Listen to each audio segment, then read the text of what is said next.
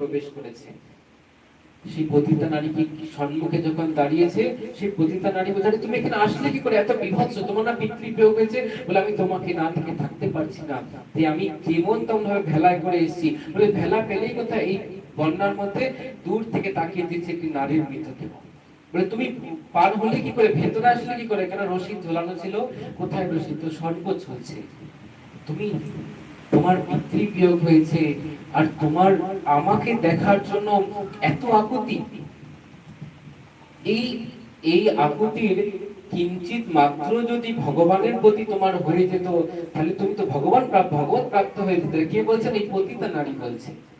বিল্বমঙ্গল ঠাকুরের ভেতরে কি কথা লেগেছে। সত্যি তো, আমি একজন ব্রাহ্মণ হয়ে এতদিন শাস্ত্র চর্চা করে আজকে আমি একে দেখার জন্য নিজের স্ত্রীর মৃতদেহ, স্বর্গকে রশি দেখলাম, পিতৃবিয়োগ সবকিছু ছেড়ে দিলাম।